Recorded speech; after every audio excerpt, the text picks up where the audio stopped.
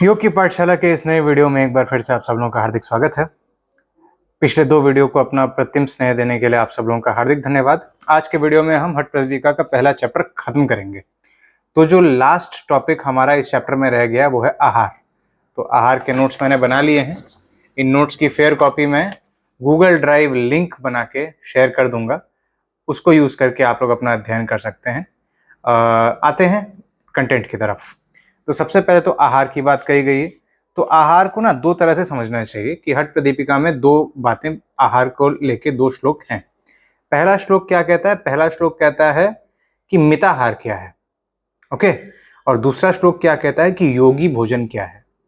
तो मिताहार को बताया गया है, उसके बाद फिर पथ्य अपथ्य का रेफरेंस आता है, फिर योगी भोजन के बारे में कहा गया है। तो मिताहार को ना यार ये समझ लो कि जो चीज खाने के लिए ठीक है वो मिताहार है, और जो चीज योगियों के खाने के लिए ठीक है वो योगी भोजन है। इसको ये समझ लो इस तरह से, और समझ लो कि जो मिताहार है ना उसमें क्वांटिटी का रेफरेंस आता है कि एक 1/4 स्टमक छोड़ के क्वांटिटी का रेफरेंस है। लेकिन जो योगी भोजन है वो फूड का प्रीडोमिनेंटली क्वालिटी की बात बताता है कि पुष्टम सुमधुरम स्निग्धम गव्यम धातु प्रपोषणम मनोभिलाषितम योग्यम योगी भोजन आचरेत। तो पहले ना हम ये बात करते हैं कि फूड की क्वालिटी क्या होनी चाहिए। सबसे पहले तो पुष्टम, पुष्टम का मतलब न्यूट्रिशियस, सुमधुरम यानी स्वीट, स्निग्धम यानी सॉफ्ट, गव्यम धातु प्रपोषणम, गव्यम का मतलब जिसमें थोड़ा सा गाय का कंपोनेंट हो, गाय का इन सेंस की फूड मिल्क प्रोडक्ट हो, धातु प्रपोषणम यानी बैलेंस्ड डाइट हो, मनोभिलाषितम योग्यम यानी कि जिसको खाने से मन में, जिसको खाने की मन में अभिलाषा आए, फाइन। तो ये योगियों के खाने का भोजन है। यानी योगी का खाने का भोजन ब्लैंट नहीं होना चाहिए, सारे के सारे उसमें कंपोनेंट हैं, पुष्टम है, सुमधुरम है, स्निग्ध है, लेकिन खाने में अच्छा नहीं लगता है, तो वो योगी के खाने का खाना नहीं है। Let's be practical, okay. अब हम आते हैं मिताहार के ऊपर। ये जो मैंने बात बताई है ये हठ प्रदीपिका के पहले चैप्टर के बाद में आता है। श्लोक का रेफरेंस अभी मेरे पास एग्जैक्ट रेफरेंस नहीं है, बट हाँ फर्स्ट चैप्टर में ही इसका रेफरेंस आता है। एक सेकंड रुक जाओ, मैं बता ही देता हूँ। यस, दिस इज चैप्टर 1 श्लोक नंबर 63। चलो अब उसके बाद क्या है, उसके बाद फिर है कि मिताहार क्या होता है। तो मिताहार का जो रेफरेंस आता है, मिताहार कहता है कि सुस्निग्ध मधुर आहार चतुस्थांश विवर्जिता भुज्यते सुरसंप्रीत्य मिताहार से उच्यते। इसको ये कहा गया है कि सुस्निग्ध यानी स्निग्ध का रेफरेंस वहां भी था, यहाँ पे भी मधुर आहार, वो भी मधुर बात करता था, ये भी मधुर बात करता है। चतुस्थांश विवर्जिता, बस इसमें क्वांटिटी का एकमात्र रेफरेंस आ गया, यानी पेट का 1/4 हिस्सा छोड़ देना चाहिए खाली, ठीक है। अब ये 1/4, अब इसमें ना कुछ लोग ये कहते हैं कि आधा हिस्सा अन्न से भरो, आधा हिस्सा पानी से भरो, आधा हिस्सा हवा से भरो, वो सारी बातें कहने की बातें। बुक के अनुसार 1/4 हिस्सा खाली छोड़ो, अब बचे हुए 3/4 में तुमको जो डालना है डालो। अन्न भरना है अन्न भरो, जल भरना है जल भरो, हवा भरनी हवा भरो। ऐसा 1/4 में तो हवा है ही, बट हाँ अन्न जल का जो कॉम्बिनेशन डालना है डालो। So that is मिताहार।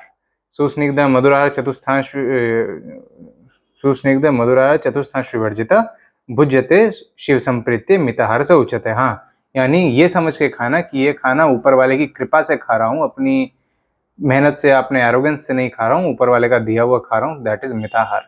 तो आप ये समझो कि फूड की पूरी साइकोलॉजी है। शिव संप्रीत्य यानी कि ऊपर वाले की कृपा से वो वस्तु, मतलब ईश्वर की कृपा से ग्रहण कर रहा हूं, और मनोभिलाषितम यानी खाने में अच्छा लगना चाहिए। अब क्या है ना, इतनी सारी फूड वैरायटी है, हर बंदे को हर चीज अच्छी लगे कोई जरूरी नहीं है, लेकिन हर बंदे को कुछ ना कुछ अच्छा जरूर लग सकता है। तो जितने कंपोनेंट्स होते हैं ना फूड के, कि सुस्निग्ध हो, मधुर आहार हो, वो एक चौथाई हिस्सा छूटा हुआ हो, वो सारे कंपोनेंट्स को मिला के फूड बनता है, ठीक है। अब हम आते हैं पथ्य अपथ्य। पथ्य अपथ्य बड़ा ही इजी सा टॉपिक है। इजी सा टॉपिक यूं है कि इसमें बता दिया गया कि क्या नहीं खाना है, क्या खाना है। और इसको सीखने के बाद ना बंदा एक ट्रैजेक्टरी अपने टाइम पे बना लेता था कि यार ठीक है, अगर ये है ना तो इससे मिलते जुलते कंपोनेंट्स नहीं खाऊंगा। सबसे पहले हम अपथ्य की बात करते हैं, क्योंकि अपथ्य का रेफरेंस ही सबसे पहले आता है। ठीक है, अपथ्य का रेफरेंस जो है ना वो है चैप्टर 1 श्लोक नंबर 59 में। अब ये क्या कहते हैं? ये कहते हैं कि कौन कौन से रस आपने कंज्यूम नहीं करने हैं। षड रस होते हैं ना, MLA KTK, यानी कि मधुर, लवण, अम्ल, कटु, तिक्त, कषाय। इसमें से 3 रस हैं, कटु, अम्ल और लवण। ये तीनों आपने कंज्यूम नहीं करने हैं। ये 3 रस जिसमें डोमिनेंट हो वो वाला खाना कंज्यूम मत करो, नंबर 1। नंबर 2, बहुत ज्यादा गर्म खाना मत खाओ, उष्ण खाना मत खाओ, खाने को थोड़ा ठंडा होके खाओ। ठीक है, बोलते हैं ना वो थोड़ा ठंडा करके खाते हैं, ठंडा करके बोलते हैं, तो थोड़ा ठंडा करके खाओ। उसके बाद क्या है, हरी सब्जियां। ये मेरे लिए भी बड़ा ही शॉकिंग था, लेकिन दिया हुआ है कि हरित शाक, ठीक है, हरित शाक को कंज्यूम नहीं करना है। ये हट प्रदीपिका के अनुसार ही मैं बोल रहा हूँ।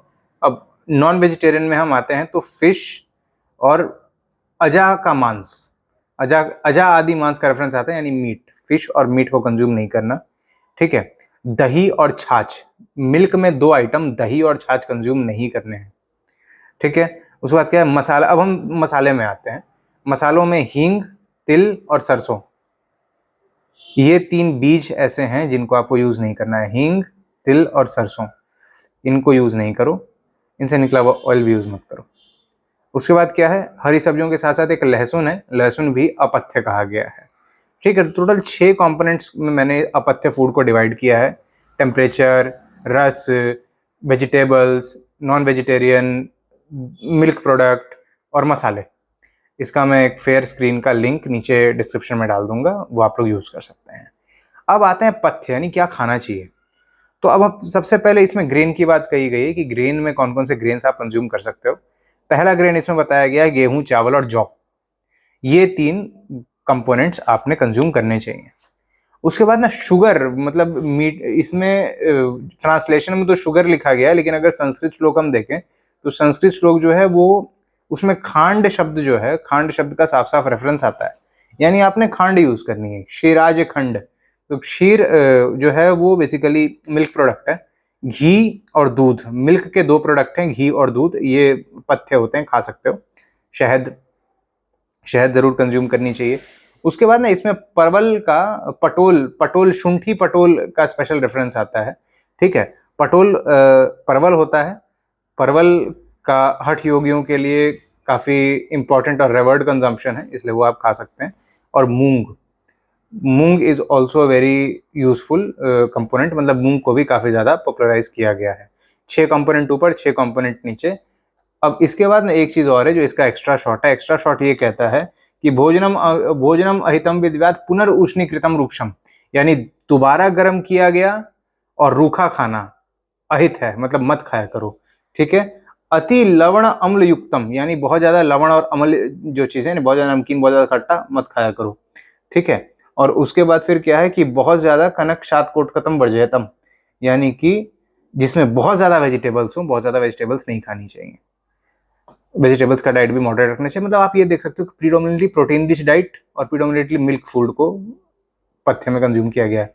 फ्रूट्स का रेफरेंस इसमें नहीं है। क्लियर? चलो, ये वीडियो इतना बड़ा ही, इससे ज्यादा नहीं करेंगे। Thank you very much.